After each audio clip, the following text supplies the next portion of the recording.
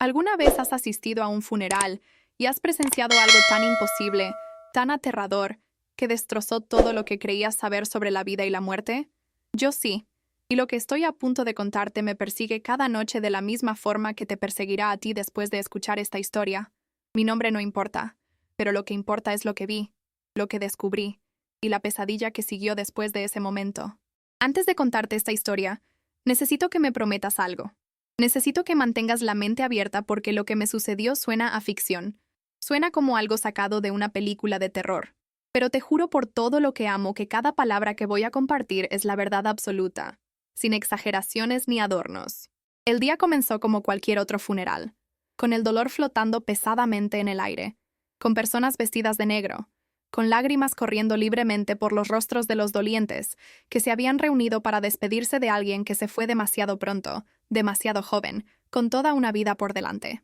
Sarah Mitchell tenía apenas 28 años cuando supuestamente murió, y yo la había conocido desde que éramos niñas, desde aquellos días inocentes cuando el mundo parecía lleno de posibilidades infinitas, y el concepto de muerte era algo distante y abstracto que solo les pasaba a personas mayores o enfermas. Crecimos juntas en el mismo vecindario, asistimos a las mismas escuelas, compartimos secretos bajo las estrellas en noches interminables de verano, y nos prometimos la una a la otra que siempre estaríamos ahí sin importar lo que la vida nos lanzara, sin importar qué desafíos enfrentáramos o qué distancias nos separaran. Ella era más que una amiga para mí, era como una hermana, el tipo de persona que podía leer mis pensamientos antes de que los expresara, que entendía mis silencios mejor que mis palabras, que celebraba mis victorias como si fueran propias y lloraba mis pérdidas con lágrimas genuinas que salían directamente de su corazón. Cuando recibí la llamada telefónica diciéndome que Sarah había fallecido repentinamente, mi mundo entero se derrumbó en un instante, y recuerdo haber dejado caer el teléfono y caer de rodillas mientras olas de incredulidad y agonía me inundaban con tal intensidad que no podía respirar. Sentía como si alguien me hubiera arrancado el corazón del pecho y lo hubiera pisoteado frente a mis ojos. La voz al otro lado del teléfono había sido la de su madre, la señora Mitchell, y aunque estaba llorando y sus palabras salían entrecortadas, algo en su tono se sentía extraño, se sentía ensayado, se sentía como si estuviera leyendo un guión, en lugar de genuinamente estar sufriendo por la pérdida de su hija. Descarté ese sentimiento en ese momento, atribuyéndolo al shock y a la naturaleza surrealista de recibir noticias tan devastadoras, pero esa sensación de incomodidad en la boca de mi estómago se negaba a desaparecer sin importar cuánto intentara ignorarla o racionalizarla con explicaciones lógicas. Los días previos al funeral fueron una neblina de lágrimas, noches sin dormir, y recuerdos que se reproducían en mi mente como una película que no podía detener. Escenas de nuestra infancia y adolescencia proyectándose una tras otra en un bucle infinito de nostalgia y dolor. Recordaba la risa de Sarah, la forma en que sus ojos se iluminaban cuando hablaba de sus sueños de convertirse en médica y ayudar a personas enfermas, la forma en que siempre sabía exactamente qué decir para hacerme sentir mejor cuando la vida se volvía demasiado abrumadora, y la forma en que tenía esta increíble habilidad para encontrar belleza y esperanza, incluso en las situaciones más oscuras y desesperanzadoras. La historia oficial era que había sufrido un paro cardíaco repentino mientras estaba sola en casa, que para cuando alguien la encontró ya era demasiado tarde, que simplemente había caído muerta sin ninguna advertencia previa o problemas de salud anteriores que pudieran explicar algo tan repentino y trágico. Pero Sarah era saludable, era vibrante, hacía ejercicio regularmente, comía bien y no tenía antecedentes familiares de problemas cardíacos que yo supiera. Ella siempre había sido la persona más sana que conocía. Algo sobre toda la situación se sentía mal, se sentía incompleto, se sentía como piezas de un rompecabezas que no encajaban correctamente sin importar cómo las acomodaras, como si faltaran partes esenciales de la historia que nadie estaba dispuesto a compartir conmigo. El día del funeral llegué a la iglesia temprano, incapaz de soportar la idea de quedarme en casa sola con mi dolor por más tiempo. Necesitaba estar cerca de Sarah de alguna forma, aunque fuera en ese contexto tan doloroso. La funeraria había hecho su trabajo, y el ataúd estaba abierto para la visita, posicionado al frente de la capilla rodeado de flores que llenaban el aire con su perfume pesado, casi sofocante, que mezclado con el olor del incienso creaba una atmósfera densa y opresiva. Me acerqué lentamente. Mis piernas se sentían como si estuvieran hechas de plomo. Mi corazón latía tan fuerte en mi pecho que podía escucharlo resonando en mis oídos, ahogando cualquier otro sonido a mi alrededor. Cuando finalmente miré hacia abajo a Sara acostada allí, en ese ataúd forrado de seda blanca, mi respiración se detuvo en mi garganta porque algo estaba terriblemente, horriblemente mal con lo que estaba viendo. Se veía demasiado perfecta, demasiado pacífica, casi como si estuviera durmiendo en lugar de muerta, y su piel tenía una calidez que los cadáveres simplemente no tienen, un tono rosado que no se corresponde con la palidez de la muerte. Yo había visto cuerpos muertos antes en otros funerales, y siempre tenían esta calidad cerosa y artificial, esta obvia ausencia de vida que podías sentir de inmediato al acercarte a ellos. Pero Sara se veía como si pudiera despertar en cualquier momento, como si solo estuviera tomando una siesta profunda, y si susurraba su nombre lo suficientemente alto, abriría los ojos y me sonreiría de la forma en que siempre lo hacía, con esa sonrisa que iluminaba toda la habitación. Me quedé allí congelada, mirando su rostro, memorizando cada detalle de sus rasgos, cuando algo llamó mi atención que hizo que mi sangre se helara y envió escalofríos corriendo por mi columna vertebral como descargas eléctricas. Su pecho se movió. No estoy hablando de un truco de la luz o de mi mente afligida jugándome una mala pasada. Estoy hablando de un claro, inconfundible ascenso y descenso de su pecho, como si acabara de tomar una respiración, un movimiento sutil pero definitivo que no podía ser confundido con nada más. El tiempo pareció detenerse en ese momento, y todo a mi alrededor se desvaneció en la nada mientras me enfocaba completamente en su pecho, observando, esperando, rezando para verlo de nuevo, y confirmar que no estaba volviéndome loca. Los segundos se sintieron como horas mientras permanecí allí paralizada por el shock y la confusión, mi mente corriendo a través de posibilidades y explicaciones que todas parecían igualmente imposibles, igualmente descabelladas. Y entonces sucedió de nuevo, un movimiento sutil pero definitivo, un suave ascenso y descenso que solo podía significar una cosa imposible pero innegable. Sara estaba respirando. Sara estaba viva. Dios mío, Sara estaba viva.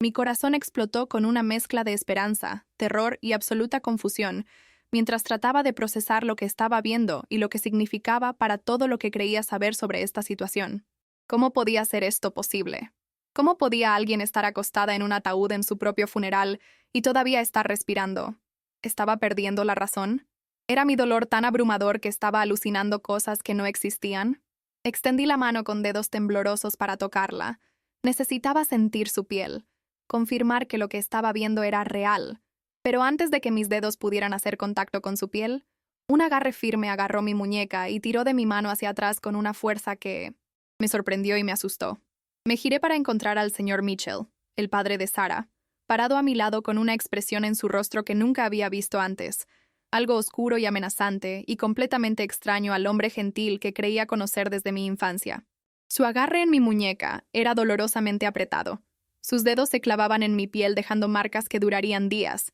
y cuando habló, su voz era baja y amenazadora de una manera que envió olas de miedo recorriendo mi cuerpo como corriente eléctrica. Me dijo que necesitaba alejarme del ataúd, que estaba causando una escena, que mi dolor me estaba haciendo ver cosas que no estaban allí, que debía controlarme y comportarme apropiadamente en este momento tan difícil para la familia. Pero yo sabía lo que había visto. Sabía que el pecho de Sara se había movido no una, sino 2 veces, y no iba a dejar que nadie me convenciera de lo contrario. No iba a permitir que me hicieran dudar de mis propios ojos y de lo que había presenciado. Liberé mi muñeca de su agarre con un tirón violento y lo miré directamente a los ojos, buscando respuestas, buscando verdad, buscando alguna explicación que tuviera sentido de lo que estaba pasando en este lugar. Lo que vi en sus ojos me aterrorizó más que cualquier cosa que hubiera presenciado jamás, porque no había dolor allí, no había tristeza, no había el sufrimiento de un padre que había perdido a su hija.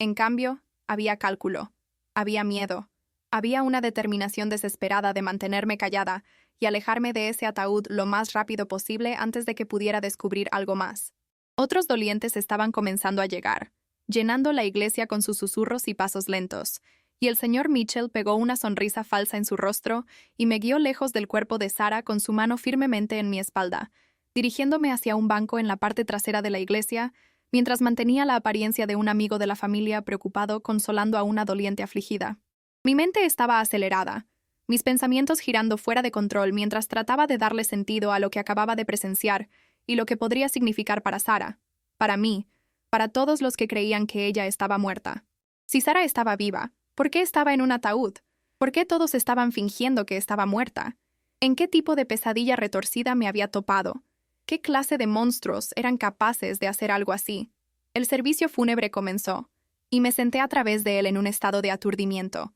apenas escuchando las palabras del pastor sobre el descanso eterno y la paz celestial, apenas registrando los himnos que se cantaban o las lágrimas que derramaban quienes me rodeaban. Todo sonaba lejano y distorsionado como si estuviera bajo el agua. Todo en lo que podía pensar era en el pecho de Sara moviéndose, en el miedo en los ojos de su padre, en la imposibilidad de la situación en la que me encontraba y en lo que debía hacer al respecto. Sabía en ese momento que no podía simplemente dejarlo pasar. No podía asistir a este funeral e irme a casa y llorar por alguien que en realidad no estaba muerta, alguien que necesitaba ayuda desesperadamente y que yo podría ser la única persona capaz de proporcionársela. Algo siniestro estaba sucediendo, algo peligroso y profundamente equivocado, y yo era probablemente la única persona en toda esa iglesia que conocía la verdad, o al menos sospechaba que algo no cuadraba. Cada instinto en mi cuerpo me gritaba que hiciera algo, que hablara, que le dijera a alguien lo que había visto. Pero ¿quién me creería?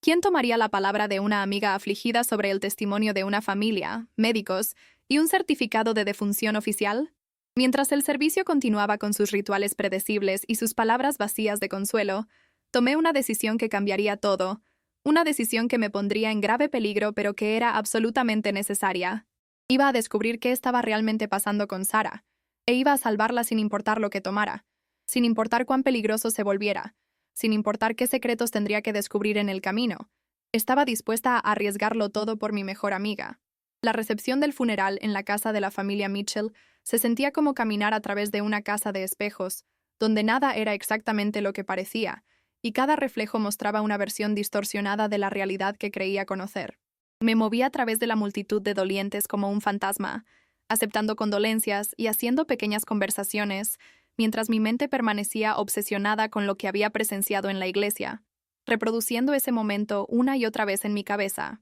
La madre de Sara, la señora Mitchell, estaba desempeñando su papel perfectamente, secándose los ojos con un pañuelo bordado, aceptando abrazos de amigos bien intencionados y hablando en tonos apagados sobre la muerte trágica e inesperada de su hija, como si fuera el guión de una obra teatral bien ensayada. Pero ahora que sabía que algo estaba mal, no podía dejar de notar las pequeñas inconsistencias, las microexpresiones que pasaban por su rostro cuando pensaba que nadie la estaba mirando, la forma en que sus lágrimas parecían ir y venir con un timing conveniente dependiendo de quién estuviera observándola en ese momento. Siempre había considerado a los Mitchell como una segunda familia para mí. Había pasado innumerables tardes y noches en su hogar a lo largo de mi infancia y adolescencia, pero ahora mientras miraba alrededor de los alrededores familiares, todo se sentía extraño y amenazante, como si la casa misma guardara secretos oscuros en cada esquina. Las fotografías de Sara que bordeaban las paredes parecían burlarse de mí con su rostro sonriente,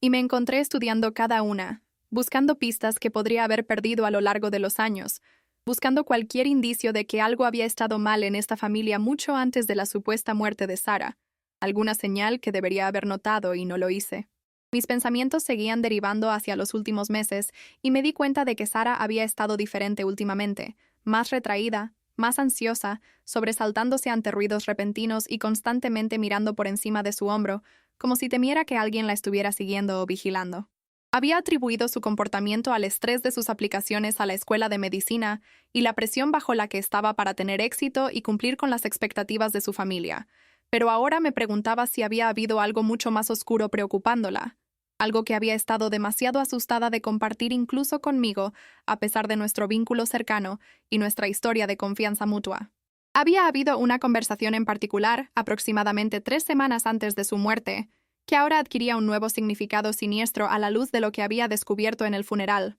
Estábamos sentadas en su cafetería favorita, esa cerca del campus donde le gustaba estudiar, y de repente había levantado la vista de su libro de texto con lágrimas en los ojos, y había dicho algo que no tuvo sentido para mí en ese momento, pero que ahora resonaba con el peso de una advertencia desesperada. Me dijo que si alguna vez le pasaba algo, si alguna vez desaparecía o si escuchaba que algo malo había ocurrido, debía saber que me amaba y que yo era la mejor amiga que alguien podría pedir, que nuestros años juntas habían sido los más felices de su vida. Cuando la presioné sobre lo que quería decir, preguntándole si estaba bien y si alguien la estaba amenazando o poniéndola en peligro. Ella había retrocedido rápidamente. Se había reído y había afirmado que solo estaba siendo demasiado dramática, porque se había quedado despierta hasta muy tarde, viendo películas de suspenso que la habían puesto melancólica. La había creído entonces porque quería creerla, porque la alternativa era demasiado aterradora para contemplar. Pero ahora esas palabras resonaban en mi mente con el peso de una advertencia desesperada,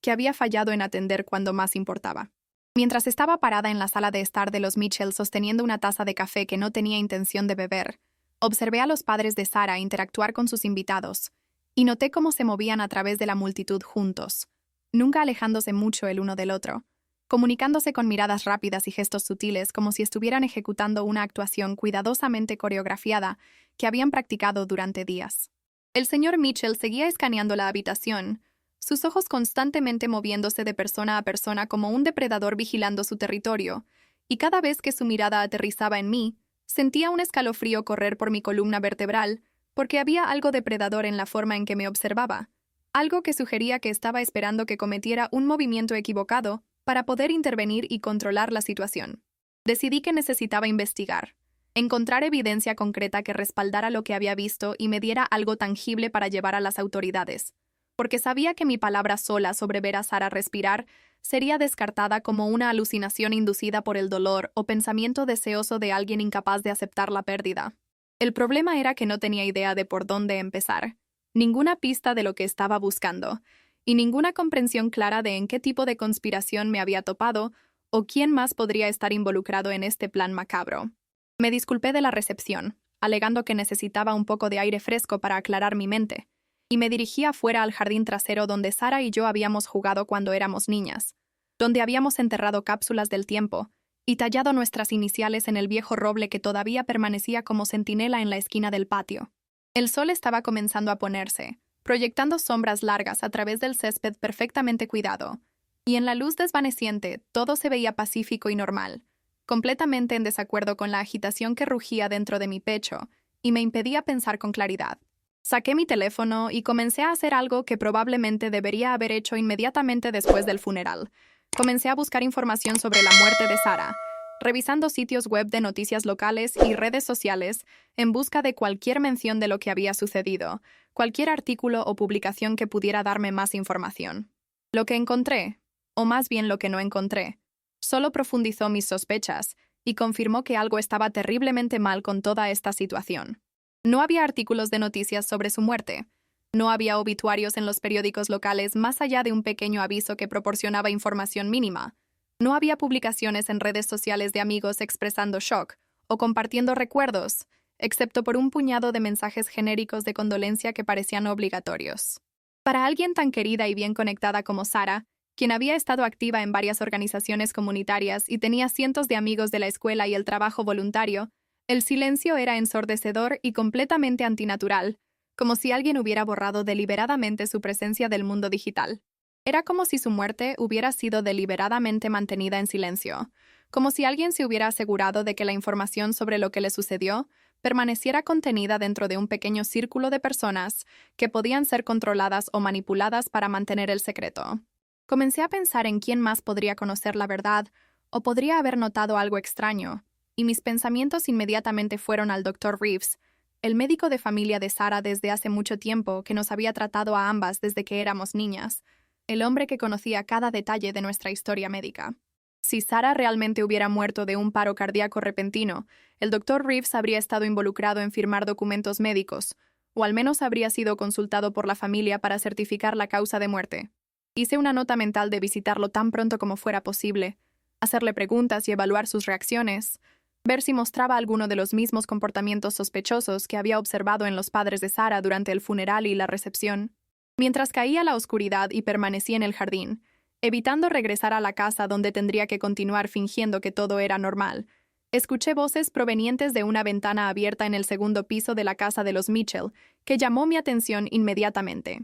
Reconocí la voz del señor Mitchell de inmediato, y estaba hablando con alguien en un tono urgente y enojado que era completamente diferente de la persona del padre afligido que había estado manteniendo durante todo el día, un tono que revelaba su verdadera naturaleza. Me acerqué más a la casa, posicionándome debajo de la ventana, donde podía escuchar más claramente sin ser vista, mi corazón latiendo con una mezcla de miedo y anticipación, porque sabía que estaba a punto de escuchar algo importante, algo que confirmaría mis sospechas o probaría que estaba completamente equivocada sobre todo, y me estaba volviendo paranoica. Lo que escuché en esos próximos minutos cambió todo y me puso en un camino que llevaría a descubrimientos mucho más perturbadores de lo que jamás podría haber imaginado en mis peores pesadillas. El señor Mitchell estaba al teléfono, y por su lado de la conversación, pude deducir que estaba hablando con alguien sobre la situación y sobre mantener todo bajo control, y no levantar sospechas innecesarias. Mencionó algo sobre la instalación y aseguró a quien estuviera al otro lado que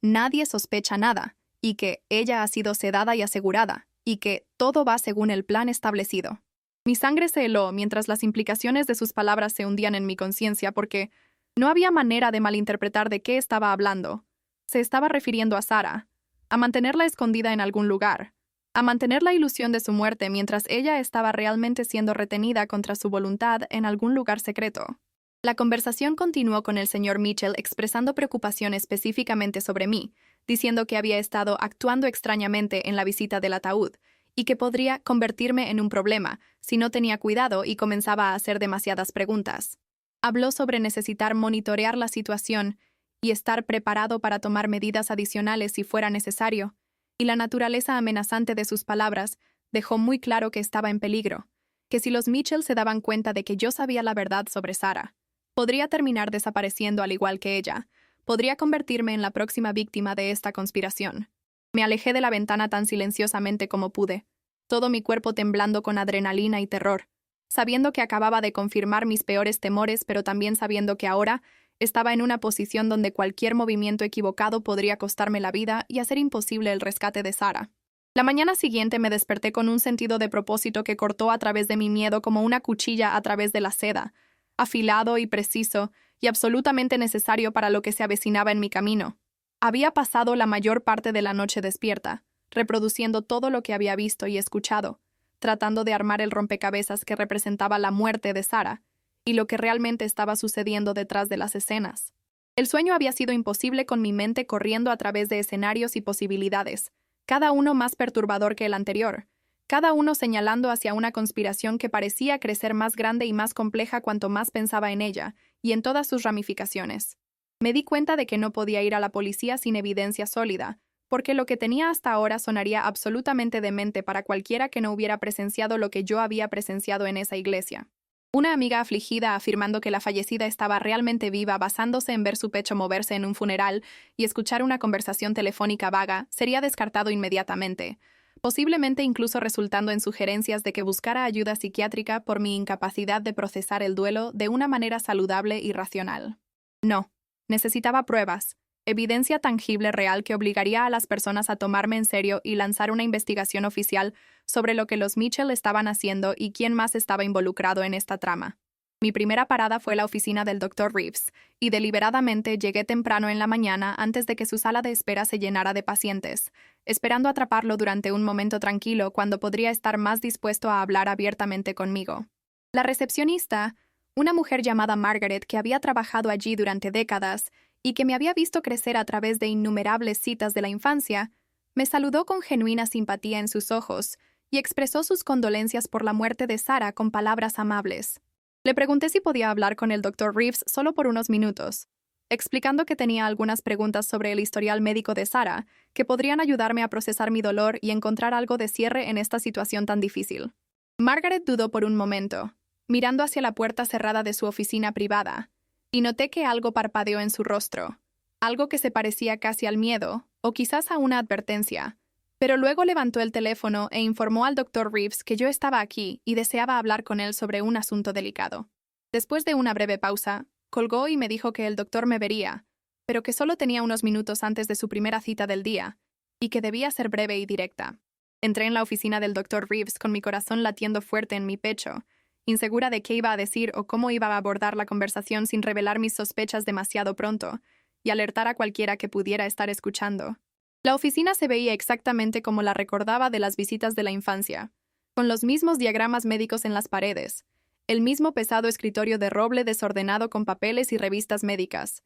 y el mismo olor ligeramente antiséptico que todas las oficinas de médicos parecen compartir sin importar dónde estén ubicadas. El Dr. Reeves se levantó de detrás de su escritorio para saludarme, y me impresionó cuánto había envejecido desde la última vez que lo había visto. Su cabello se había vuelto completamente gris, y su rostro estaba lleno de arrugas que hablaban de estrés y noches sin dormir, como si hubiera envejecido 10 años en solo unos meses. Me ofreció sus condolencias con voz cansada y me hizo un gesto para que me sentara, acomodándose de nuevo en su propia silla con un suspiro pesado que parecía venir de algún lugar profundo de su alma atormentada. Comencé con preguntas simples, preguntando si Sara había mostrado algún signo de problemas cardíacos durante sus chequeos recientes, si había algún historial familiar de problemas cardíacos que yo no conociera, y si su muerte había sido una sorpresa completa para él como su médico de toda la vida que conocía cada detalle de su salud. El Dr. Reeves respondió mis preguntas, pero sus respuestas fueron extrañamente vagas y evasivas,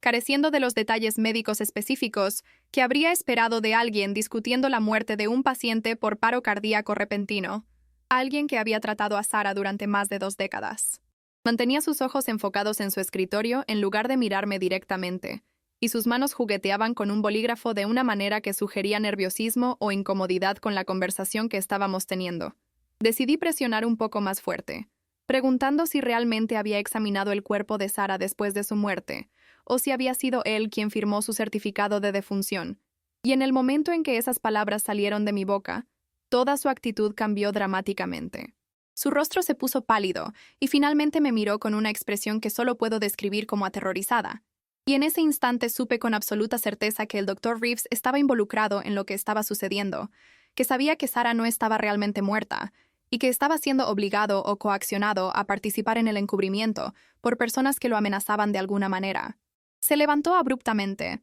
y caminó hacia la puerta de su oficina, abriéndola en una señal clara de que nuestra conversación había terminado y que necesitaba irme inmediatamente, y me dijo con una voz que temblaba ligeramente que no podía discutir información del paciente incluso después de la muerte debido a las leyes de privacidad y que debía dirigir cualquier pregunta adicional a la familia Mitchell si quería saber más. Pero antes de que pudiera irme, antes de que pudiera salir de su oficina con las manos vacías y sin ninguna pista de hacia dónde dirigir mi investigación, hizo algo que me dio esperanza y confirmó que estaba en el camino correcto hacia la verdad. Mientras pasaba junto a él para salir, presionó un pequeño pedazo de papel en mi mano tan rápida y sutilmente que casi no registré qué estaba sucediendo, y susurró tan silenciosamente que apenas lo escuché, diciéndome que tuviera cuidado y que no confiara en nadie, ni siquiera en personas que parecían estar de mi lado. Apreté el papel en mi puño y salí de la oficina sin mirar atrás, mi mente tambaleándose por las implicaciones de lo que acababa de ocurrir porque el Dr. Reeves acababa de confirmar que realmente había una conspiración, que Sara estaba en peligro y que necesitaba ser extremadamente cautelosa sobre en quién confiaba y a quién revelaba mis sospechas porque había más personas involucradas de lo que imaginaba. Una vez que estuve segura en mi auto en el estacionamiento, lejos de cualquier persona que pudiera estar observándome, desdoblé el pequeño pedazo de papel que el Dr. Reeves me había dado, mis manos temblando con anticipación y ansiedad sobre qué mensaje podría contener y hacia dónde me dirigiría a continuación. Escrito con letra pequeña y cuidadosa, había solo 3 palabras seguidas de una dirección, y esas 3 palabras enviaron mi investigación en una dirección completamente nueva, que nunca podría haber anticipado ni en mis más descabelladas teorías. La nota decía: revisa registros de seguros, seguido de una dirección para una instalación de almacenamiento en las afueras de la ciudad, un lugar del que nunca había oído hablar antes y que no tenía una conexión obvia con Sara o su familia que yo pudiera discernir. Me senté allí mirando la nota, tratando de descifrar su significado y entender qué estaba tratando de decirme el Dr. Reeves con este mensaje críptico. Los registros de seguros podrían significar seguro médico, seguro de vida, o algún otro tipo de documentación que podría revelar inconsistencias en la historia oficial de la muerte de Sara, o proporcionar pistas sobre quién más estaba involucrado. La dirección de la instalación de almacenamiento sugería que podría haber evidencia física escondida en algún lugar, documentos o archivos que habían sido removidos de ubicaciones normales para prevenir su descubrimiento por parte de las autoridades. Lo que sea que el Dr. Reeves me estuviera señalando, estaba claro que creía que era lo suficientemente importante como para arriesgarse a pasarme esta nota a pesar de su obvio miedo de quienquiera que estuviera detrás de la desaparición de Sara y esta conspiración más grande. Decidí que mi próximo movimiento tenía que ser visitar esta instalación de almacenamiento para ver qué podía encontrar allí, pero también sabía que necesitaba ser inteligente sobre cómo me acercaba a esta investigación, porque si los Mitchell o quienquiera que estuviera involucrado se daba cuenta de que estaba activamente investigando la muerte de Sarah, podría convertirme en su próxima víctima y desaparecer sin dejar rastro. ¿Alguna vez has sentido que estabas parada al borde de un precipicio, sabiendo que un paso más te enviaría cayendo al abismo, pero también sabiendo que retroceder significaba abandonar a alguien que amabas? Así es exactamente como me sentí mientras encendía mi auto y me dirigía hacia la dirección en la nota del Dr. Reeves, completamente consciente de que estaba cruzando una línea de la cual podría no haber retorno, pero completamente incapaz de detenerme, porque la vida de Sarah dependía de que descubriera la verdad sin importar el costo personal. La instalación de almacenamiento resultó ser uno de esos complejos extensos con filas y filas de unidades de metal naranja, protegidas por cercas de alambre y accedidas a través de una puerta que requería un código que obviamente yo no tenía. Estacioné al otro lado de la calle y observé la instalación por un rato, tratando de averiguar cómo iba a entrar sin un código o cualquier idea clara de qué unidad podría contener la información que estaba buscando y que podría salvar a Sarah. Mientras me sentaba allí observando el flujo esporádico de clientes que entraban y salían, noté que la seguridad parecía mínima, solo la puerta en la entrada y algunas cámaras posicionadas en varios puntos a lo largo de la propiedad, y comencé a formular un plan que involucraba esperar a que llegara otro cliente y deslizarme detrás de ellos antes de que la puerta se cerrara. Un plan arriesgado, pero que parecía ser mi mejor opción. Tomó unos 45 minutos antes de que una camioneta se detuviera en la puerta, y rápidamente encendí mi auto y me posicioné detrás de ellos, cronometrándolo perfectamente para poder seguirlos a través de la puerta antes de que se cerrara, manteniéndome lo suficientemente cerca pero no tanto como para levantar sospechas. El conductor de la camioneta no pareció notar o importarle que había seguido detrás a través de la entrada, demasiado enfocado en navegar hacia su propia unidad de almacenamiento para prestar atención a mi vehículo o preguntarse quién era yo. Una vez dentro de la instalación, me enfrenté a la tarea abrumadora de tratar de averiguar cuál de las cientos de unidades podría ser la que estaba buscando, y me di cuenta de que no tenía forma de saber si el Dr. Reeves me había dado un número de unidad específico o si se suponía que debía averiguarlo de alguna manera por mi cuenta, usando mi intuición. Conduje lentamente a través de las filas de unidades de almacenamiento, buscando cualquier cosa que pudiera darme una pista, cualquier señal que pudiera indicar una conexión con los Mitchell o con Sarah, cuando algo llamó mi atención que me hizo pisar los frenos con sorpresa y emoción. Allí, en la puerta de la unidad 247, había una pequeña calcomanía que reconocí inmediatamente porque era de la Universidad de Sarah, la misma calcomanía que ella había mostrado orgullosamente en su computadora portátil y auto, con la mascota y el lema de la escuela claramente visibles. Podría haber sido una coincidencia, solo otro estudiante o exalumno que casualmente alquiló una unidad de almacenamiento en esta instalación particular, pero combinado con la nota críptica del Dr. Reeves, sabía que esta tenía que ser la unidad que estaba buscando, el lugar donde estaban escondidos los secretos.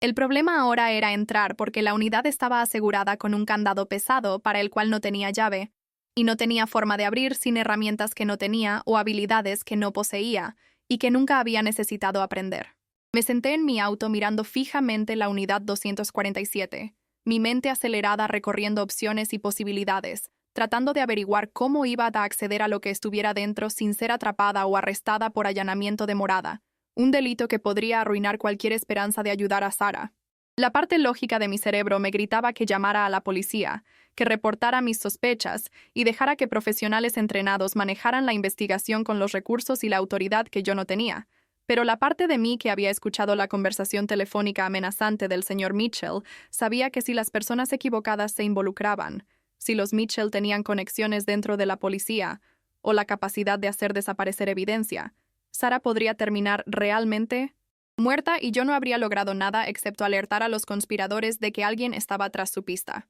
Necesitaba ver qué había en esa unidad de almacenamiento antes de involucrar a nadie más. Necesitaba reunir suficiente evidencia de que la verdad no pudiera ser enterrada o explicada, sin importar cuán poderosas o conectadas fueran las personas detrás de esta conspiración que se extendía quién sabe hasta dónde. Mientras estaba sentada allí contemplando mi próximo movimiento y sintiéndome cada vez más desesperada, noté a un hombre mayor trabajando en una de las unidades varias filas más allá, usando herramientas para reparar un pestillo de puerta dañado. Y una idea comenzó a formarse en mi mente que sabía que era arriesgada, pero parecía ser mi mejor opción dadas las circunstancias y mi falta de otras alternativas.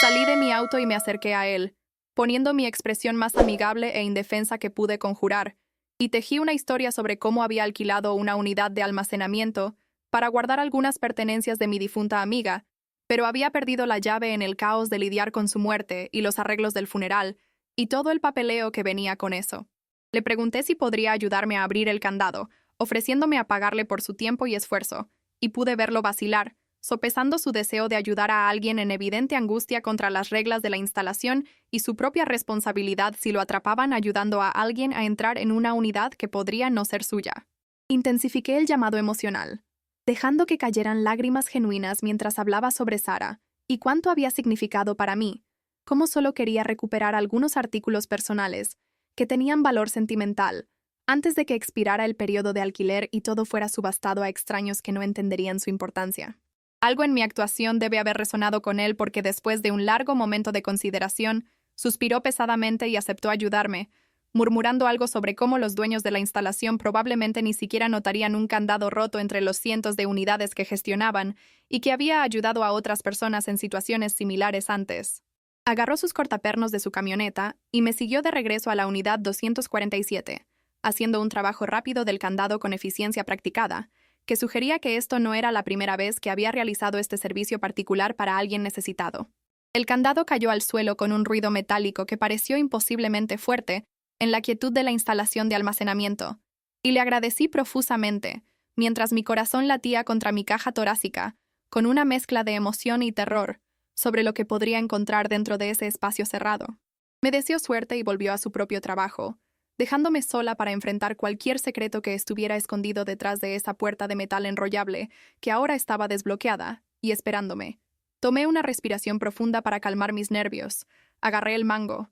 y tiré de la puerta hacia arriba, el metal protestando con un chirrido mientras rodaba sobre sus rieles para revelar el interior oscuro de la unidad que olía a papel viejo y polvo. El espacio tenía quizás 10 pies por 10 pies, y aún en la luz tenue que se filtraba desde afuera, podía ver que estaba repleto de cajas, archivadores y pilas de papeles que parecían llenar cada pulgada disponible del espacio del piso hasta el techo. Saqué mi teléfono y encendí la linterna, entrando en la unidad y comenzando mi búsqueda a través de los documentos y archivos acumulados, buscando cualquier cosa que pudiera explicar qué le había sucedido a Sara o proporcionar evidencia de la conspiración que sabía que existía y que se extendía más allá de lo que había imaginado. Las primeras cajas que abrí contenían lo que parecían ser registros médicos antiguos, no solo de Sara, sino de docenas de otras personas cuyos nombres no reconocía, todos organizados por fecha y categorizados de una manera que sugería algún tipo de mantenimiento de registro sistemático, más allá de la práctica médica normal y completamente inapropiado.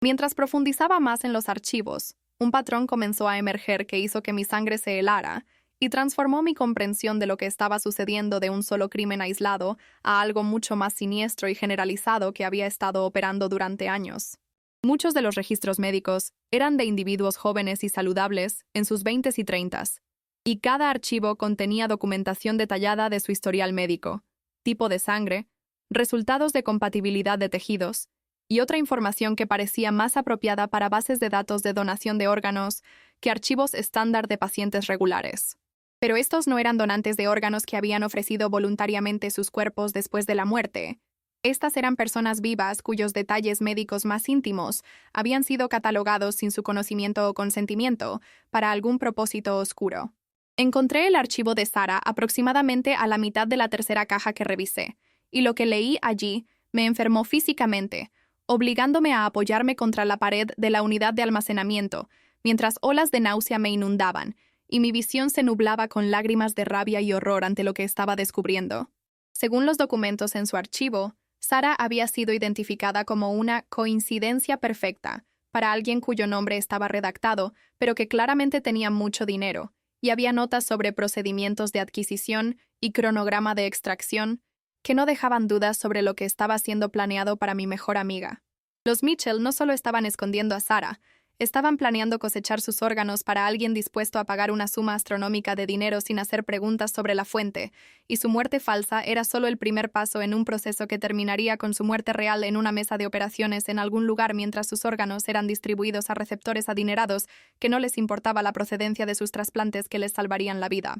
La escala de la operación documentada en estos archivos era asombrosa, sugiriendo que esto había estado sucediendo durante años, que docenas de personas jóvenes ya habían sido victimizadas, sus muertes falsificadas o sus desapariciones explicadas, mientras sus órganos eran vendidos en un mercado negro que existía en las sombras del sistema de trasplantes legítimo como un parásito alimentándose de vidas inocentes. Encontré referencias a la instalación que el señor Mitchell había mencionado en su conversación telefónica, y por lo que pude deducir de varios documentos dispersos por las cajas, era algún tipo de centro médico privado que operaba bajo la apariencia de una clínica legítima, pero que realmente funcionaba como un centro de procesamiento para esta red de tráfico de órganos que generaba millones de dólares. Mis manos temblaban tan mal que apenas podía sostener mi teléfono de manera constante, mientras comenzaba a tomar fotos de cada documento que podía encontrar, fotografiando página tras página de evidencia que con suerte sería suficiente para desmantelar toda esta operación y salvar a Sarah antes de que fuera demasiado tarde para ella. Estaba tan enfocada en documentar todo que no escuché los pasos acercándose a la unidad de almacenamiento hasta que fue demasiado tarde. No me di cuenta de que ya no estaba sola hasta que una sombra cayó sobre las cajas que estaba fotografiando, y una voz que reconocí me hizo congelarme en absoluto terror mientras mi corazón se detenía en mi pecho. El señor Mitchell estaba parado en la entrada de la unidad de almacenamiento, con la luz del sol de la tarde a sus espaldas creando una silueta amenazante, y la expresión en su rostro era de frío cálculo en lugar de sorpresa, como si hubiera sabido que terminaría aquí eventualmente y había estado esperando este momento exacto para confrontarme. No estaba solo. Había dos hombres más con él, grandes e intimidantes de una manera que sugería que estaban acostumbrados a la violencia, y no dudarían en usar la fuerza si fuera necesario para proteger los secretos de esta operación. Mi primer instinto fue correr, intentar empujarlos y escapar, pero estaba atrapada en la parte trasera de la unidad de almacenamiento sin otra salida y sin ninguna posibilidad realista de luchar contra tres hombres adultos que claramente sabían lo que estaban haciendo. El señor Mitchell entró en la unidad, sus zapatos crujiendo en el piso de concreto, y habló en ese mismo tono frío y medido que había escuchado durante su conversación telefónica la noche anterior en el jardín. Me dijo que había cometido un error grave al no dejar las cosas ir, al no aceptar la muerte de Sarah y seguir adelante con mi vida como todos los demás habían hecho sin hacer preguntas incómodas. Explicó, con una casualidad que hizo que mi piel se erizara de horror, que no me había dejado otra opción que lidiar conmigo, de la misma manera que habían lidiado con otros que se habían acercado demasiado a descubrir la verdad sobre su operación lucrativa. Mientras hablaba, me di cuenta de que esencialmente estaba confesando todo, confirmando todas mis sospechas y llenando detalles sobre la red de tráfico de órganos que no había entendido completamente solo de los documentos, revelando la magnitud completa de sus crímenes. Hizo esto porque creía que nunca tendría la oportunidad de compartir esta información con nadie más,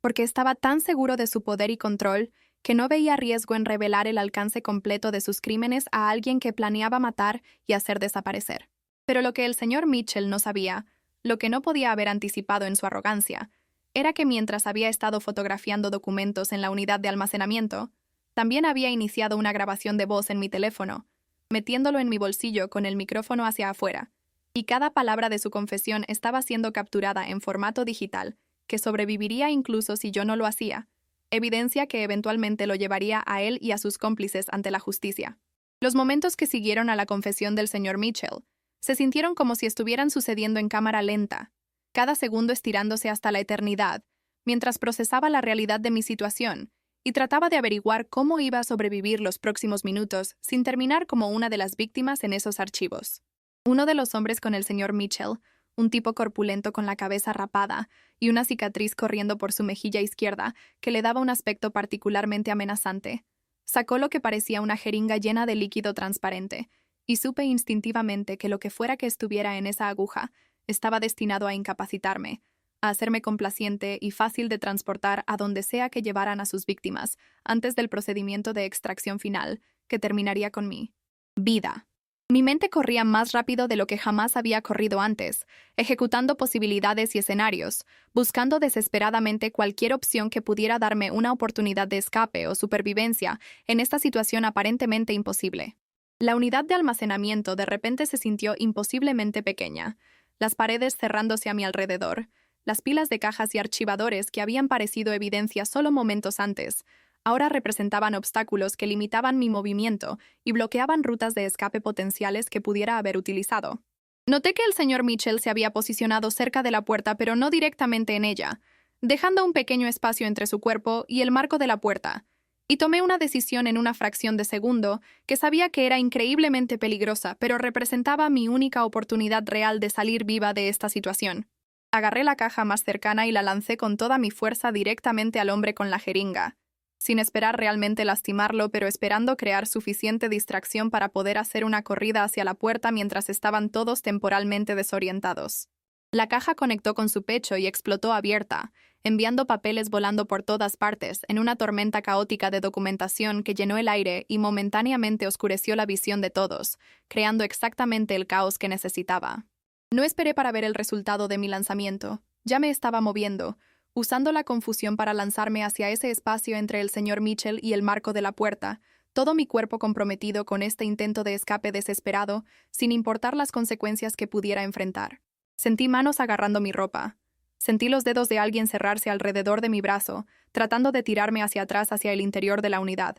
pero la adrenalina me había dado una fuerza que no sabía que poseía, y me liberé con una violencia que me sorprendió incluso a mí misma, arrancando mi brazo de su agarre. Salí disparada de la unidad de almacenamiento hacia la brillante luz del sol de la tarde, casi tropezando pero logrando mantener mi equilibrio a través de pura fuerza de voluntad, y corrí más rápido de lo que jamás había corrido en mi vida hacia donde había estacionado mi auto varias filas más allá, cada paso sintiendo como si mis pulmones fueran a explotar. Detrás de mí podía escuchar gritos y el sonido de pasos pesados golpeando contra el pavimento mientras mis perseguidores daban caza, y sabía con absoluta certeza que si me atrapaban antes de llegar a mi auto, nunca sería vista viva de nuevo. Me convertirían en otra estadística en sus archivos de víctimas. Mis pulmones ardían y mis piernas se sentían como si estuvieran en llamas, pero empujé a través del dolor, enfocada completamente en ese rectángulo de metal en la distancia que representaba seguridad y supervivencia, y la única esperanza de salvar a Sarah. Alcancé mi auto y busqué mis llaves en el bolsillo torpemente durante lo que se sintió como una hora, pero probablemente fueron solo 2 o 3 segundos, mis manos temblando tan mal que apenas podía meter la llave en la cerradura, mientras escuchaba los pasos acercándose cada vez más desde atrás. La puerta finalmente se abrió, y me lancé dentro, encendiendo el motor y poniendo el auto en reversa sin siquiera molestarme en cerrar la puerta apropiadamente, retrocediendo tan rápido que casi colisionó con una unidad de almacenamiento detrás de mí en mi prisa por escapar. Los hombres que me perseguían estaban cerca ahora, lo suficientemente cerca como para que pudiera ver la rabia y determinación en sus rostros, pero logré cambiar a marcha adelante y pisar el acelerador justo cuando uno de ellos alcanzó mi vehículo e intentó agarrar la puerta aún abierta que se balanceaba salvajemente. El auto se sacudió hacia adelante, la puerta moviéndose violentamente, y escuché al hombre maldecir mientras perdía su agarre y caía lejos del auto en movimiento. No disminuí la velocidad. No me detuve para cerrar la puerta adecuadamente. Solo mantuve mi pie presionado hasta el fondo, mientras navegaba a través de las filas de la instalación de almacenamiento, hacia la puerta de salida que rezaba, estaría abierta o que podría atravesar si fuera necesario para escapar. La suerte estuvo conmigo por una vez porque otro cliente estaba entrando a la instalación justo cuando me acercaba a la puerta, y me escurrí a través de la estrecha abertura sin disminuir la velocidad, ignorando los gritos sobresaltados del otro conductor mientras casi golpeaba su vehículo en mi escape desesperado hacia la libertad. Una vez que estuve en la carretera principal, finalmente tomé un momento para cerrar mi puerta apropiadamente y revisar mi espejo retrovisor, para ver si alguien me estaba siguiendo, temiendo ver ese SUV oscuro detrás de mí. Podía ver al señor Mitchell y sus asociados de vuelta en la entrada de la instalación de almacenamiento, y observé mientras subían a un SUV oscuro y salían a la carretera detrás de mí con clara intención de alcanzarme. Mi escape estaba lejos de terminar, y me di cuenta con creciente pavor que ahora estaba en una persecución a alta velocidad con personas que habían demostrado su disposición a matar,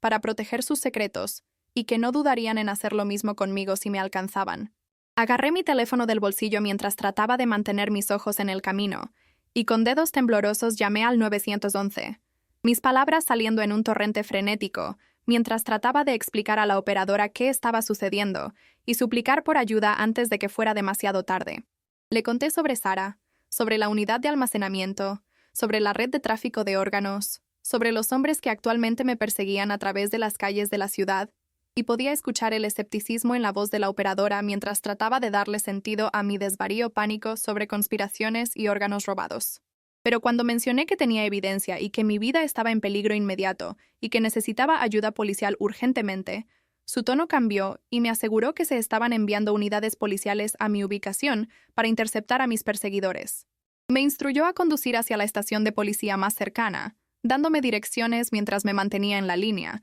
y seguí su guía mientras constantemente revisaba mis espejos para rastrear el SUV que mantenía una distancia constante detrás de mí, ni cerrando la brecha ni retrocediendo, como un depredador paciente esperando el momento correcto para atacar. La persecución continuó por lo que se sintió como horas, pero probablemente fue más cerca de 15 o 20 minutos que se sintieron como una eternidad, serpenteando a través del tráfico y pasándome semáforos en rojo mientras los otros conductores tocaban bocinas y gritaban, hasta que finalmente vi la estación de policía adelante y sentí una oleada de alivio tan poderosa que las lágrimas comenzaron a correr por mi rostro sin que pudiera controlarlas. Me metí en el estacionamiento de la estación y prácticamente caí de mi auto, tropezando hacia la entrada mientras gritaba pidiendo ayuda, y varios oficiales que aparentemente habían sido alertados por la operadora salieron corriendo a mi encuentro para asegurarse de que estaba a salvo. El SUV que me había estado siguiendo pasó frente a la estación de policía sin detenerse, y lo vi desaparecer calle abajo mientras trataba de recuperar el aliento y calmarme lo suficiente como para explicar coherentemente qué había sucedido y por qué tenía tanto miedo. Las próximas horas fueron una neblina de preguntas y declaraciones, y mostrar a la policía las fotografías y la grabación de audio que había capturado en la instalación de almacenamiento, evidencia que cambiaría todo y expondría la verdad. Podía ver el escepticismo inicial en los rostros de los oficiales transformarse en shock, y luego en determinación sombría mientras revisaban la evidencia y se daban cuenta de la magnitud de lo que había descubierto y cuántas vidas estaban en juego. Una detective llamada Martínez se hizo cargo de mi caso, y me trató con una amabilidad y profesionalismo que me ayudaron a sentirme segura por primera vez desde que había visto el pecho de Sara moverse en su ataúd varios días antes. La detective Martínez reunió un equipo y obtuvo órdenes de emergencia basadas en mi evidencia, moviéndose con velocidad impresionante para allanar la instalación de almacenamiento y comenzar a rastrear la ubicación de la instalación, mencionada en los documentos, el lugar donde Sara estaba siendo retenida. Explicó que encontrar a Sara rápidamente era crucial, porque según la línea de tiempo documentada en su archivo, el procedimiento de extracción de órganos probablemente estaba programado para suceder dentro de las próximas 48 horas, lo que significaba que teníamos una ventana muy estrecha para rescatarla antes de que fuera demasiado tarde y la perdiera para siempre. La policía me puso en custodia protectora mientras ejecutaban sus órdenes, manteniéndome en una ubicación segura donde los Mitchell y sus asociados no podían alcanzarme ni amenazarme para que retirara mi testimonio, y pasé esas horas alternando entre esperanza y desesperación, rezando para que encontráramos a Sara viva y aterrorizada de que pudiéramos llegar demasiado tarde para salvarla de ese destino horrible. ¿Alguna vez has experimentado esos momentos donde el tiempo parece simultáneamente arrastrarse y correr? Donde cada minuto se siente como una eternidad, pero de alguna manera las horas pasan en lo que parecen segundos? Así es como se sintieron esas horas de espera mientras me sentaba en esa ubicación protegida, sobresaltándome ante cada sonido y revisando mi teléfono constantemente en busca de actualizaciones de la detective Martínez sobre el progreso de su investigación y si habían encontrado algún rastro de dónde estaban reteniendo a Sara. El mensaje de texto de la detective Martínez finalmente llegó a las 2:30 de la madrugada. Solo 3 palabras que hicieron que mi corazón saltara a mi garganta y me enviaron a buscar mi chaqueta y zapatos apresuradamente. «La encontramos», decía el mensaje, seguido de una dirección e instrucciones para reunirme con ellos allí si quería ver a Sara, si quería estar allí cuando la sacaran de cualquier pesadilla en la que había estado atrapada durante la semana pasada desde su falso funeral. El oficial de policía que había sido asignado para cuidarme durante mi custodia protectora me llevó a la ubicación, un edificio industrial anodino en las afueras de la ciudad que parecía que podría haber sido un almacén o una pequeña planta de fabricación, el tipo de lugar por el que conducirías 1000 veces sin realmente notar o preguntarte qué sucedía dentro de esas paredes sin ventanas. El estacionamiento estaba lleno de vehículos policiales, ambulancias y lo que parecían ser agentes federales de múltiples agencias, todos pululando alrededor del edificio como hormigas en un hormiguero perturbado, una escena caótica de actividad oficial. La detective Martínez me encontró cuando salí del auto, y su rostro estaba demacrado y pálido de una manera que sugería que había visto cosas dentro de ese edificio que la perseguirían por el resto de su carrera en la policía. Puso una mano en mi hombro y me advirtió que lo que estaba a punto de ver sería difícil, que la instalación era peor de lo que habían imaginado basándose en los documentos de la unidad de almacenamiento, que habían encontrado no solo a Sara sino a 6 otras víctimas en varias etapas del proceso, algunas que habían sido sedadas y preparadas para la extracción de órganos esa misma mañana, si no hubieran intervenido cuando lo hicieron. Me preguntó si estaba segura de que quería entrar, si estaba preparada para ver a Sara en la condición en que pudiera estar después de días de cautiverio y procedimientos médicos que ni siquiera quería imaginar. Le dije sin vacilación que necesitaba verla. Necesitaba saber que estaba viva y que mi investigación desesperada había logrado salvar su vida después de todo el peligro y el miedo. Caminamos a través de la entrada principal del edificio y hacia lo que parecía un área de recepción de clínica médica normal, completa con sillas cómodas, revistas y pósters motivacionales sobre salud y bienestar, que parecían obscenamente irónico, dado lo que estaba sucediendo en las habitaciones traseras de este lugar de horror. La detective Martínez me guió a través de una serie de corredores y puertas aseguradas, pasando a habitaciones en las que deliberadamente evité mirar, porque los vislumbres que captaba a través de puertas abiertas mostraban equipo médico y mesas de operaciones que contaban historias que no estaba lista para comprender completamente en ese momento. Finalmente llegamos a una habitación de recuperación donde Sara estaba acostada en una cama de hospital, conectada a varios monitores que emitían pitidos y zumbidos con regularidad tranquilizadora, indicando que sus signos vitales eran estables y que estaba en camino a la recuperación de su terrible experiencia. Estaba inconsciente cuando entré por primera vez a la habitación. Los sedantes que le habían estado dando todavía trabajando para salir de su sistema, pero incluso dormida, su rostro mostraba signos del trauma que había soportado. Círculos oscuros bajo sus ojos y una delgadez en sus rasgos que sugería que no había estado comiendo adecuadamente durante su cautiverio en este lugar horrible. Acerqué una silla junto a su cama y tomé su mano en la mía, y la calidez de su piel y el pulso constante que podía sentir en su muñeca fueron las sensaciones más hermosas que jamás había experimentado, porque confirmaban que estaba viva, que era real, que iba a estar bien gracias a nuestra intervención oportuna. Me senté allí sosteniendo su mano y llorando lágrimas de alivio y gratitud, pensando en cuán cerca habíamos estado de perderla para siempre. Cuántas cosas tuvieron que salir exactamente bien para que estuviéramos sentadas en esta habitación, juntas en lugar de yo llorando en su funeral real sin saber nunca la verdad. El personal médico que estaba monitoreando a Sara me dijo que había estado fuertemente sedada durante la mayor parte de su cautiverio, mantenida en un estado crepuscular donde apenas estaba consciente y no podía resistir o pedir ayuda, y que ya habían comenzado los procedimientos de preparación para la extracción de órganos cuando la policía allanó la instalación en el momento perfecto. Unas pocas horas más y la cirugía habría comenzado, y Sara habría muerto en esa mesa de operaciones, mientras sus órganos eran empaquetados y distribuidos a receptores que ya estaban esperando en varios hospitales alrededor del país, ninguno de ellos sabiendo o importándoles la fuente de sus trasplantes que les salvarían la vida a costa de la de ella. La detective Martínez me puso al día sobre lo que habían descubierto durante el allanamiento, pintando una imagen de una operación que era mucho más extensa y sofisticada de lo que incluso los documentos en la unidad de almacenamiento habían sugerido o podía haber imaginado.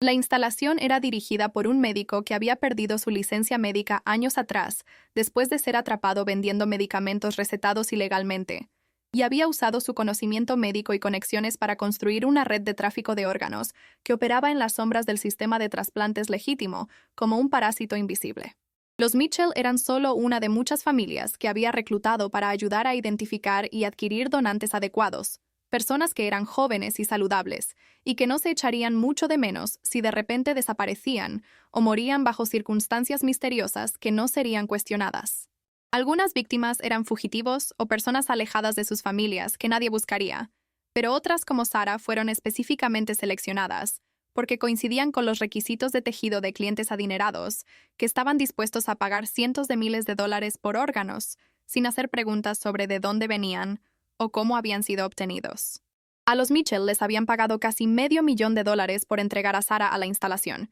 dinero que explicaba cómo habían podido mantener su estilo de vida cómodo a pesar de las luchas comerciales del señor Mitchell, que Sarah me había mencionado de pasada meses atrás cuando hablábamos de sus preocupaciones familiares. La detective Martínez explicó que la investigación aún estaba en curso, que estaban rastreando a todas las personas involucradas en la red, incluyendo los receptores que habían recibido órganos de víctimas anteriores, y que el caso probablemente resultaría en docenas de arrestos y probablemente años de procedimientos legales, mientras desenredaban el alcance completo de la conspiración y llevaban a todos los involucrados ante la justicia. Me agradeció por mi valentía y persistencia en investigar la muerte de Sarah, reconociendo que sin mi negativa a aceptar la historia oficial y mi disposición a ponerme en peligro para descubrir la verdad, Sarah y las otras víctimas casi seguramente habrían muerto, y la red de tráfico de órganos habría continuado operando indefinidamente, cobrando más vidas inocentes. Cuando Sarah finalmente se despertó varias horas después, sus ojos revoloteando abiertos y enfocándose lentamente en mi rostro, flotando sobre el suyo, lo primero que hizo fue sonreír, una sonrisa débil y confusa que se transformó en reconocimiento, y luego en alivio cuando se dio cuenta de dónde estaba y que estaba a salvo finalmente. Intentó hablar, pero su garganta estaba demasiado seca y su voz demasiado débil de los sedantes, así que sostuve una taza de agua con una pajita en sus labios y la dejé tomar pequeños sorbos mientras le decía suavemente que estaba a salvo, que todo iba a estar bien, que las personas que le habían hecho esto estaban bajo custodia y nunca lastimarían a nadie de nuevo mientras vivieran. Durante los próximos días, mientras Sarah se fortalecía y los sedantes se despejaban completamente de su sistema, pudo contarme su historia, explicar qué había sucedido en esos días finales antes de su supuesta muerte y cómo había terminado en esta situación imposible. Reveló que había descubierto la participación de sus padres en la red de tráfico de órganos completamente por accidente, escuchando una conversación telefónica similar a la que yo había espiado, y cuando los confrontó sobre lo que había escuchado exigiendo explicaciones, ellos habían tomado la decisión de silenciarla permanentemente, haciéndola la próxima víctima de su operación lucrativa. Habían drogado su café una mañana, y ella había despertado en la instalación, dándose cuenta con horror de que sus propios padres la habían vendido para la cosecha de órganos, que las personas que se suponía debían amarla y protegerla habían elegido el dinero sobre su vida sin ninguna vacilación. Había intentado luchar, intentado escapar, intentado convencer al personal en la instalación de que no era alguna donante anónima, sino una persona real, con una familia y amigos que la buscarían, pero simplemente habían aumentado su sedación y continuado sus procedimientos de preparación sin escuchar sus súplicas. Me dijo que en sus pocos momentos lúcidos entre dosis de sedantes, había pensado en mí. Había esperado que de alguna manera averiguara qué estaba sucediendo y viniera a buscarla, pero también había aceptado que probablemente moriría en ese lugar y que nadie sabría jamás la verdad sobre lo que sus padres habían hecho a su propia hija. Cuando le conté sobre ver su pecho moverse en el ataúd, y sobre todo lo que había hecho para investigar su muerte y encontrarla antes de que fuera demasiado tarde, lloró lágrimas que empaparon la almohada del hospital y me dijo que yo había salvado su vida en todos los sentidos posibles de la palabra, que era la mejor amiga que alguien podría pedir, y que pasaría el resto de su vida agradecida de que no me hubiera rendido con ella cuando todos los demás lo hicieron. Las secuelas del rescate de Sarah y la exposición de la red de tráfico de órganos dominaron las noticias durante semanas, con reporteros acampando fuera de hospitales y tribunales tratando de obtener entrevistas y fotografías, mientras el alcance completo de la conspiración se hacía público y escandalizaba a toda la nación. La historia fue lo suficientemente impactante como para hacer titulares nacionales, provocando conversaciones sobre la necesidad de una mejor regulación de los trasplantes de órganos y una investigación más exhaustiva de las muertes sospechosas, que podrían estar encubriendo crímenes similares. El señor y la señora Mitchell fueron arrestados junto con 17 otras personas involucradas en varios aspectos de la operación, incluyendo el médico que dirigía la instalación, varias enfermeras y técnicos médicos que asistían con los procedimientos, y múltiples reclutadores que habían ayudado a identificar y adquirir víctimas a lo largo de los años para mantener el flujo constante de órganos. La evidencia de la unidad de almacenamiento combinada con lo que se encontró durante el allanamiento demostró ser abrumadora, dejando a los acusados con poca opción excepto aceptar acuerdos de culpabilidad en lugar de arriesgarse a sentencias aún más largas en juicio, donde la opinión pública estaría completamente en su contra. Los Mitchell recibieron 30 años cada uno en prisión federal, una sentencia que se sintió simultáneamente como justicia y como no suficiente castigo para padres que habían estado dispuestos a vender a su propia hija para la cosecha de órganos por dinero, sin ningún remordimiento aparente. La recuperación de Sarah no fue solo física, sino emocional y psicológica, requiriendo meses de terapia para procesar el trauma de lo que sus padres le habían hecho y trabajar a través de los sentimientos complejos de traición,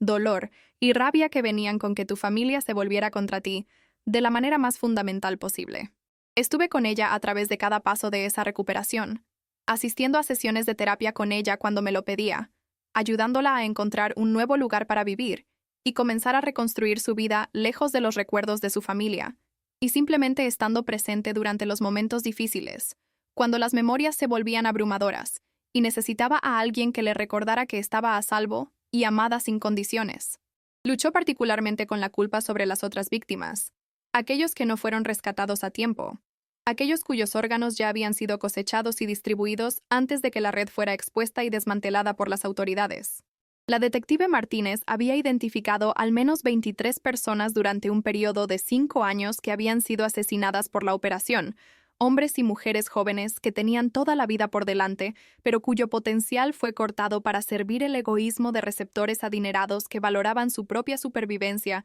sobre las vidas de extraños que nunca conocerían. Sarah inició una fundación en memoria de esas víctimas, trabajando para crear conciencia sobre el tráfico de órganos y abogando por cambios de política que harían más difícil que tales operaciones existieran en el futuro y reclamaran más vidas inocentes. Canalizó su dolor y rabia en algo productivo, transformando su trauma en una fuerza para el cambio positivo, y observé con orgullo mientras se transformaba de una víctima en una defensora y activista, que dio voz a aquellos que ya no podían hablar por sí mismos y que merecían ser recordados. Los procedimientos legales se arrastraron durante casi 2 años, con juicios y apelaciones y mociones interminables de abogados defensores tratando de minimizar las sentencias de sus clientes u obtener condenas anuladas por tecnicismos legales, que nada tenían que ver con la verdad de lo que había sucedido. Sarah y yo tuvimos que testificar múltiples veces, reviviendo la pesadilla una y otra vez para jueces y jurados, pero nos aferramos la una a la otra durante el proceso y nos negamos a dejar que los abogados defensores sacudieran nuestra resolución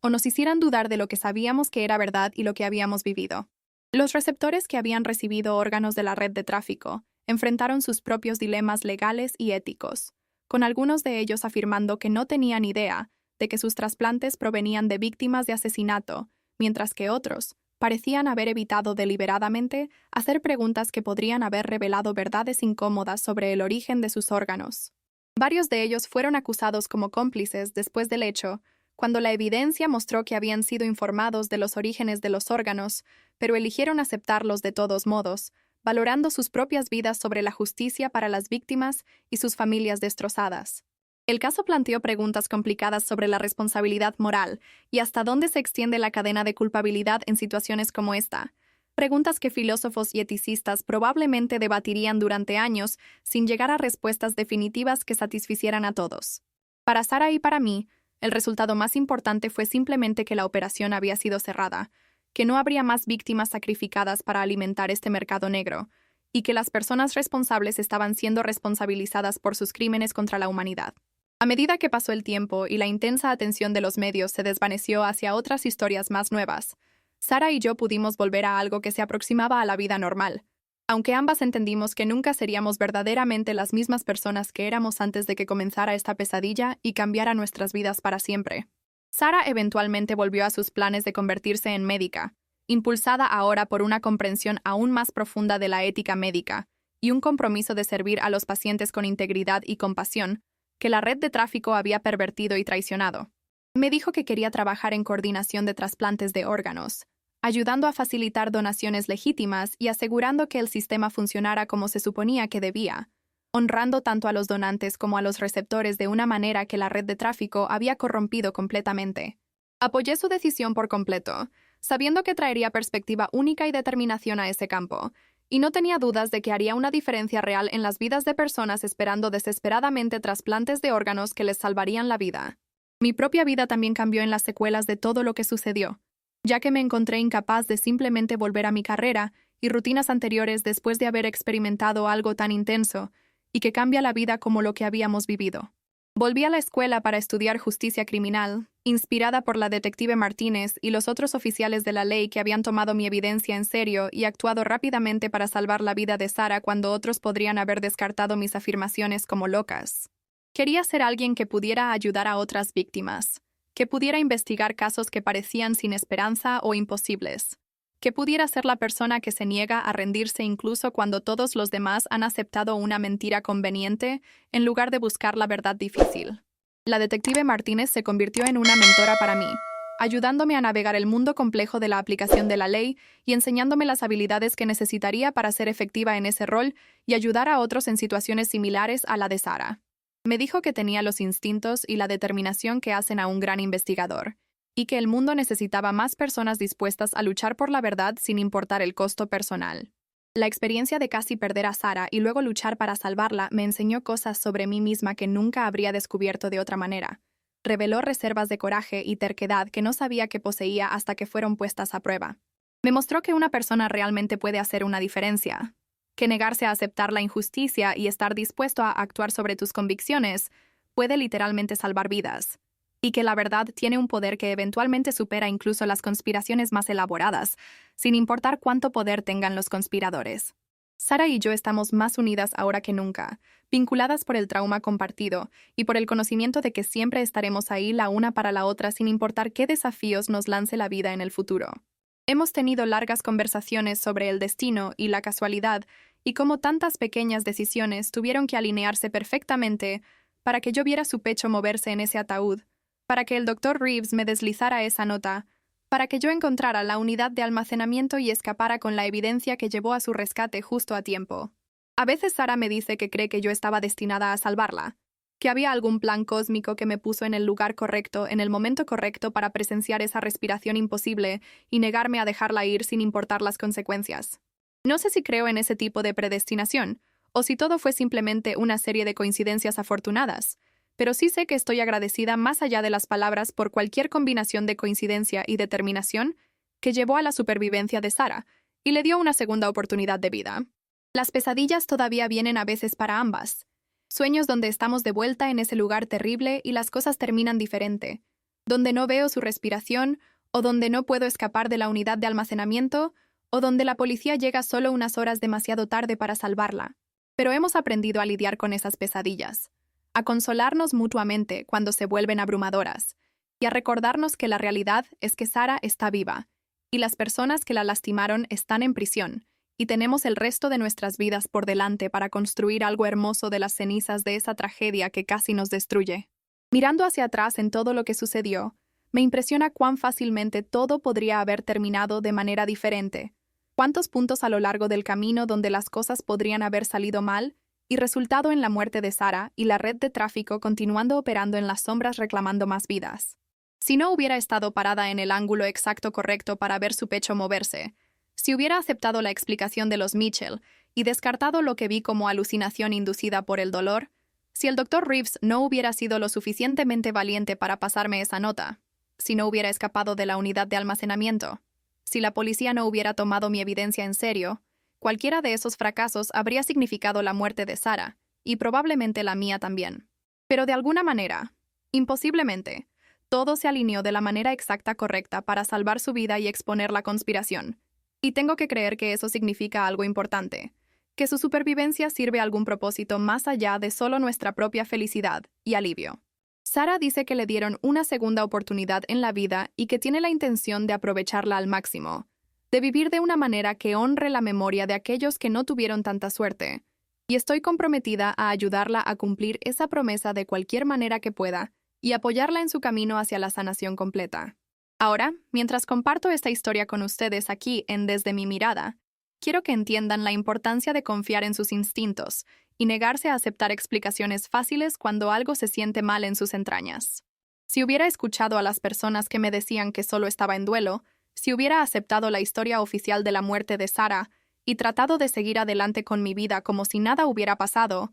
ella estaría muerta ahora mismo y sus asesinos todavía estarían operando libremente, todavía victimizando a personas inocentes para alimentar su codicia sin ningún remordimiento. El mundo en el que vivimos contiene oscuridad que la mayoría de las personas nunca ven, maldad que opera en los espacios entre la vida normal y la civilización como parásitos invisibles, y a veces lo único que se interpone entre las víctimas y sus depredadores es una persona que se niega a mirar hacia otro lado, que insiste en hacer preguntas incluso cuando esas preguntas son incómodas o inconvenientes para las personas en el poder. No soy especial, no soy una heroína. Soy solo alguien que amaba a su amiga lo suficiente como para luchar por ella cuando todos los demás se habían rendido y la habían dado por muerta. Y realmente creo que cualquiera de ustedes haría lo mismo si se encontraran en una situación similar donde alguien que aman necesita ayuda desesperadamente.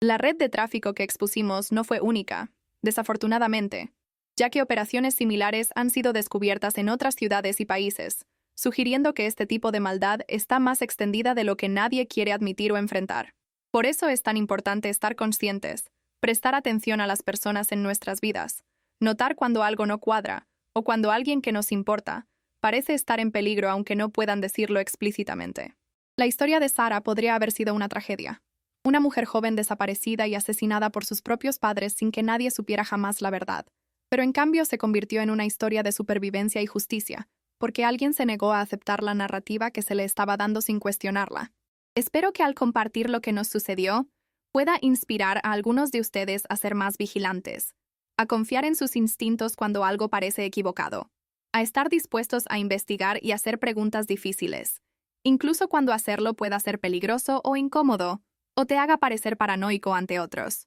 Lo más importante que aprendí de toda esta experiencia es que nunca debes subestimar el poder de la persistencia y la determinación cuando luchas por algo en lo que crees, cuando intentas proteger a alguien que amas del daño que amenaza con destruirlos. Hubo tantos momentos durante mi investigación cuando quise rendirme, cuando los obstáculos parecían insuperables y el peligro demasiado grande, pero seguí empujando hacia adelante porque no podía vivir conmigo misma si no hacía todo lo posible para salvar a Sarah sin importar el costo. Esa determinación hizo toda la diferencia. Transformó lo que podría haber sido un crimen perfecto en una víctima rescatada y una red criminal desmantelada. Y llevo esa lección conmigo todos los días, mientras continúo mi trabajo en la policía ayudando a otras personas que se encuentran en situaciones aparentemente imposibles como la nuestra. Quiero saber, ¿te ha pasado algo similar? ¿Alguna vez has experimentado una situación donde algo se sentía mal pero no podías identificar exactamente por qué? ¿Alguna vez has tenido ese instinto visceral que te dijo que miraras más profundo en una situación o cuestionaras una explicación que parecía demasiado conveniente? Comparte tus experiencias en los comentarios aquí abajo porque genuinamente creo que discutir estas historias y compartir nuestros instintos puede ayudarnos a todos a volvernos más conscientes y más efectivos para protegernos mutuamente de los depredadores que operan en nuestra sociedad sin ser detectados. La importancia de entender lo que le sucedió a Sarah y a las otras víctimas de esta red de tráfico no puede ser exagerada porque estos crímenes continúan sucediendo, continúan destruyendo vidas y familias, y la única forma en que podemos combatirlos es permaneciendo vigilantes y negándonos a aceptar explicaciones fáciles cuando personas desaparecen o mueren bajo circunstancias sospechosas que no tienen sentido. Por favor, si esta historia tocó tu corazón, si te hizo pensar sobre la importancia de luchar por la justicia y proteger a los vulnerables de aquellos que los verían como nada más que mercancía, deja un like en este video para mostrar tu apoyo a sobrevivientes como Sarah y para ayudar a difundir la conciencia sobre la realidad del tráfico de órganos que existe en las sombras.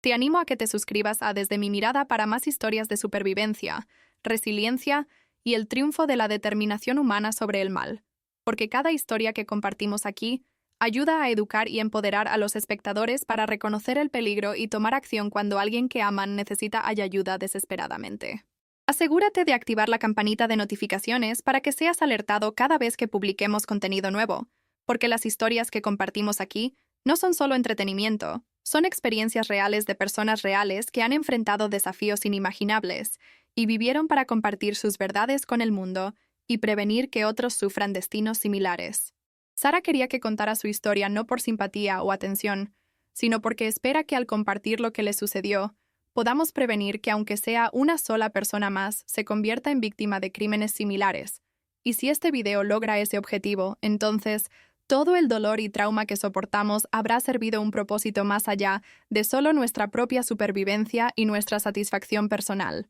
Gracias por escuchar mi historia. Gracias por preocuparte por lo que le sucedió a Sara y a las otras víctimas que no tuvieron la misma suerte. Y gracias por ser parte de una comunidad que valora la verdad y la justicia, sobre las mentiras cómodas que nos permiten ignorar la maldad que nos rodea. Recuerden permanecer vigilantes, confiar en sus instintos, proteger a las personas que aman, y nunca rendirse luchando por lo que es correcto incluso cuando las probabilidades parecen imposibles, porque nunca sabes cuándo tu determinación podría ser lo único que se interpone entre alguien que te importa y un destino terrible que no merecen y que puedes prevenir. Cuídense y cuiden unos de otros. Y los veré en el próximo video donde compartiremos otra historia increíble de supervivencia contra todas las probabilidades imaginables. Hasta la próxima, amigos.